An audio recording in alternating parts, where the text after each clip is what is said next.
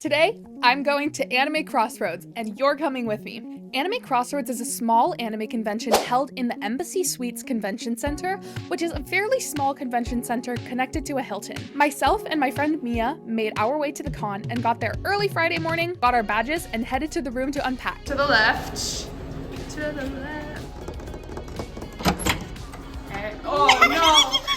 Here's the hotel room. It's the opposite. It's so fancy. Hey.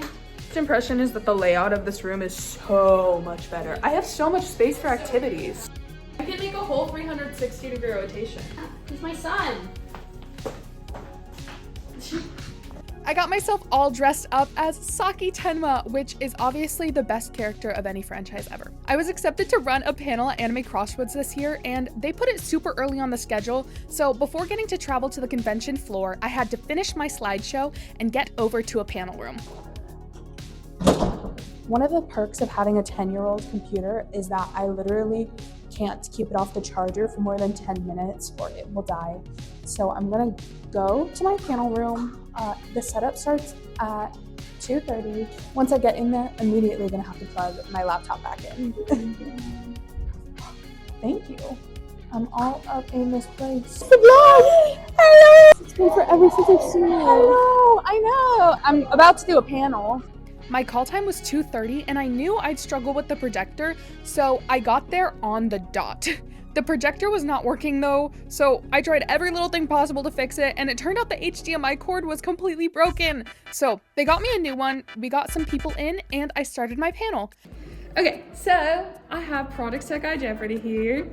I was running Project Sekai Jeopardy and it was so much fun. So last year, Anime Crossroads accessibility, or more accurately lack thereof, was kind of a mess.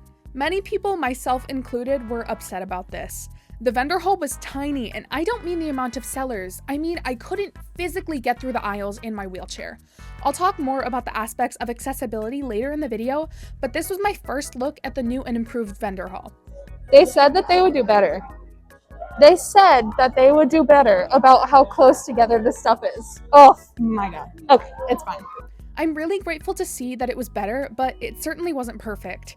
There were still a couple of aisles that I was completely unable to make it through, and this was quite upsetting. I made one loop around what I was able to get into in the vendor hall, and then headed back to the room to prepare for the Friday night social. I wasn't sure what I was gonna have for dinner. I know now.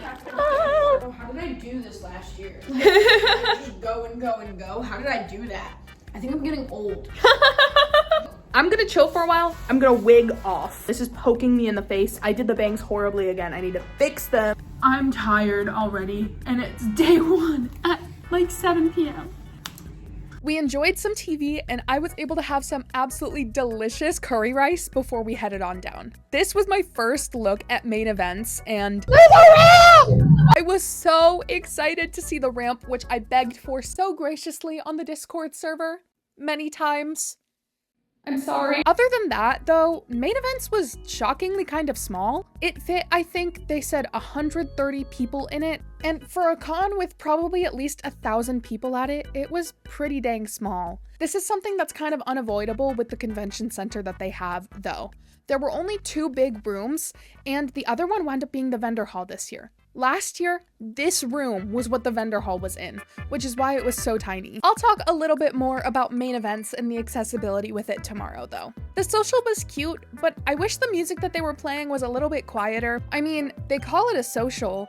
I was kind of sad that I couldn't hear the people that I was trying to talk to. I met 2 people and they liked my Saki cosplay. Now I'm kind of peopled out. That's okay.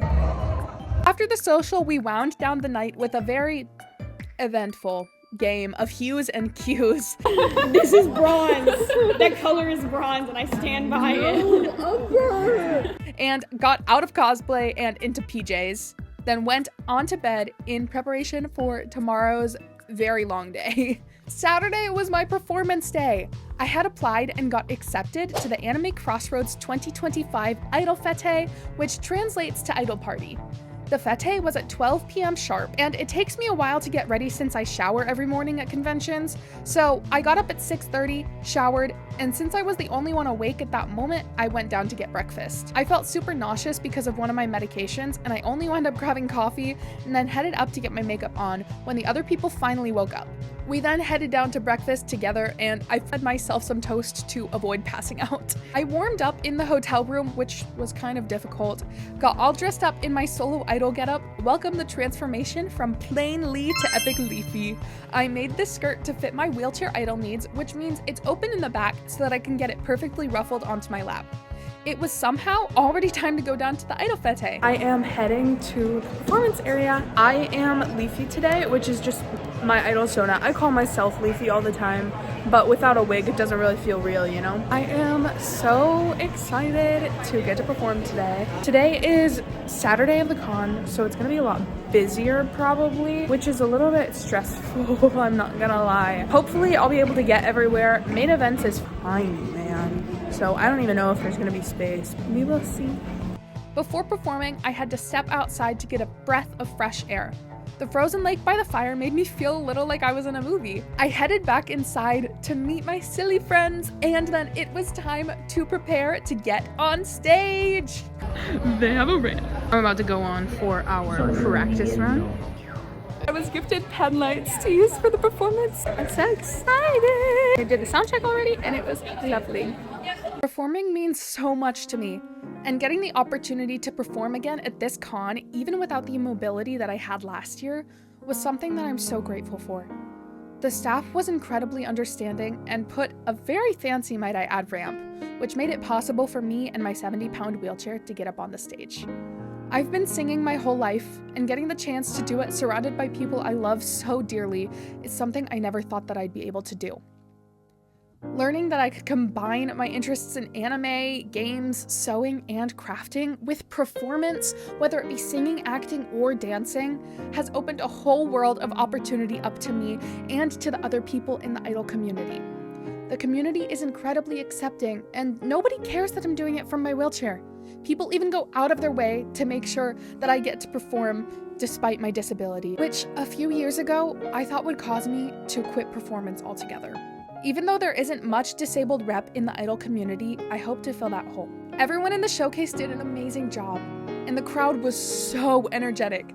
Whether it be as a solo or in a group of a big old Love Live 9, performance is so special. Getting to show off your craft and your energy and put it into a franchise that has kept you going on your good and bad days is really something special.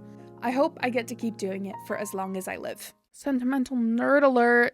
Sorry. I couldn't leave my performance in because of copyright reasons, but if you want to check it out, it is also posted on my YouTube channel now.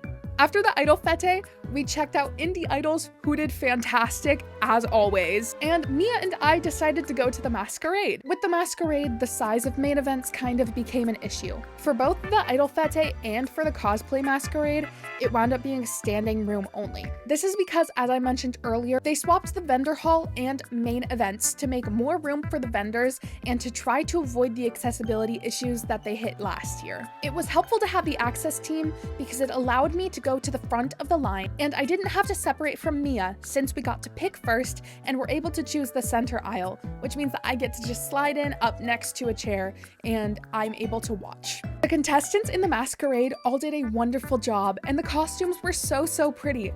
A lot of the cosplays highlighted many different techniques, and I love learning from seeing what wins every year. The host was okay. I appreciated his energy throughout it, though it felt very robotic at times. They also did something I've never seen before, where the host announces every award and the judges just kind of stood there on stage. I was a little confused, but all in all, the masquerade was a good watch. So the masquerade ended, we went straight back up to the room, and I had some coffee maker cup noodles. Made it back after the masquerade, and I am going to have some coffee maker cup noodles. Coffee maker cup noodles. Pro tip about coffee maker cup noodles: run the coffee maker before putting your cup noodles through it, because it'll be nasty and taste like coffee if you don't do that. This is why you run the coffee maker first, because there's shit in the bottom of my cup. We prepared for the electronic dance party, which is anime Crossroads' version of a rave. I took my costume basically fully off since I was tired of it, and we went down. Mia is someone who has lots of energy and loves to dance, but I am a person who gets overstimulated and wants to sit in one place with noise-canceling headphones. To be honest, the small room made the rave almost better. I was also a big fan of this guy on the wall. I enjoyed it a decent amount, but could not stay for the lack of headphones. No matter how many cons I go to, every single time I try to go to the rave, and every single time I can't make it more than 20 minutes. We're out of there. Mia stayed. I chilled on a couch, which at this point in the night felt like the comfiest bed I had ever been in before, and barely kept my eyes open, so I decided to go into the game room to keep myself awake. I played Taiko no Tatsujin to pass some of the time before going to an interesting panel. At this point, it was past 1 a.m. and this old lady is not a night person at all. So we went back to the room to get some much needed shut-eye. I used my last little bit of energy to put my brand new stickers onto my water bottle and then headed straight to bed. Sunday is the short and slow day of con. This day, I dressed up as Kinako from Love Live Superstar. I love this cosplay so much. I got up before everyone else again and got all my stuff together so Mia could pack my car, and went to see Intro to J Fashion. I thought it would be something that would be really cool to learn about since it's something that I admire so much. Is Intro to J Fashion happening in there? So we are giving them another 10 minutes to see if they show us, otherwise we're on.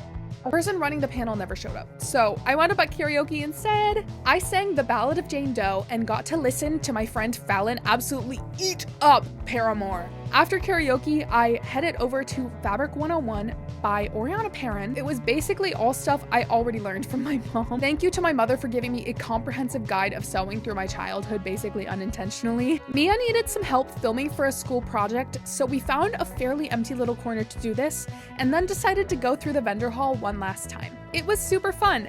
I got to grab myself a little fidget for a couple bucks, which was awesome. It feels like a Nido Nice Cube, but doesn't have the issues with the seal breaking practically immediately. Remember what I said about accessibility being a fairly huge issue last year? Well, here's kind of a rundown. In 2024, the hallways had chairs all the way up and down them, and people would sit on both walls and on the ground, leaving just enough space for a walking person to squeeze through, causing awful traffic jamming, and it almost made us late to events. This year, I hoped for it to be much better because Anime Crossroads claimed to have an entire new ADA board. I witnessed some staff members telling people to move out of the hallways and get up against the walls to avoid crowding that they dealt with previously, and this worked basically everywhere besides the Maid Cafe's storefront. This was placed in a corner near the entrance to a smaller hallway where they put couches and chairs. When the line for the cafe had more than maybe 2 people in it, it left a tiny gap that I was stuck at almost every time I passed through. Back in 2024, the panel rooms they used were far too small for my wheelchair to get into if there were any chairs set up.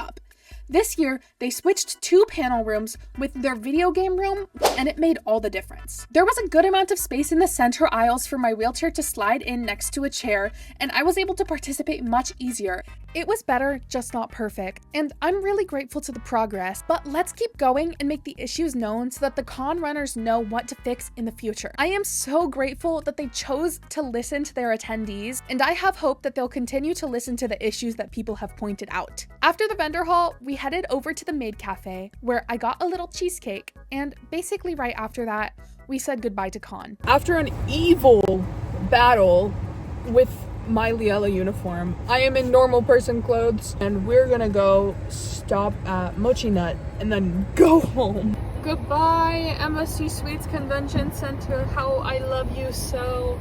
We grabbed a little boba and some Korean corn dogs to nourish ourselves for the journey and set on the drive home. Across this year was so much fun, and I am so grateful that I got to go and spend time with my friends. I hate how short it is because the real world is a lot less kind to a leaf. Getting to be at it and especially perform at a con is something I will be forever grateful for. Even without competing, I still feel like I'm winning with all of the mutual love that the idol community has shown me. I can't wait to go to my next con and get to have another adventure, which, speaking of, you are not going to want to miss. If you want to support this video, be sure to give it a like, give it a comment, and subscribe for more epic posts like this one. I hear the next masquerade is going to be quite catty. Beefy out.